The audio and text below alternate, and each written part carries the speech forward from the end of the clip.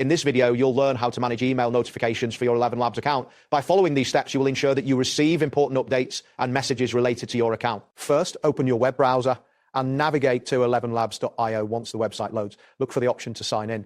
You will typically find the sign in button located at the top right corner of the page. Click this button to proceed. After clicking sign in, enter your account credentials, including your email address and password. Once you've filled in these details, click the login button. If your credentials are correct, you will be redirected to the main dashboard of your ElevenLabs account. Next, locate your profile icon at the top right corner of the dashboard. This icon usually represents your account. Click on it to reveal a drop-down menu.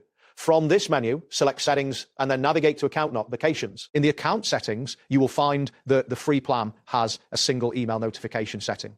This setting is automatically enabled and is designed to send important account-related messages to your verified email. These messages include notifications for verification, password changes, and any billing notices that may arise. It is important to note that as a user on the free plan, you cannot customize these notifications. There are no options available to toggle marketing messages, feature updates, or project alerts. All notifications are system controlled and will be sent automatically to the email address you have verified. To ensure that you receive all necessary emails, first confirm that your account email is indeed verified. If you are unsure, check your account settings for verification status. Additionally, it is advisable to check your spam or junk folders, as some messages may inadvertently end up there. To prevent this, consider adding @ElevenLabs.io to your safe sender list, which will help ensure that these important notifications are not blocked. That wraps up today's guide. Thanks for watching, and catch you in the next tutorial.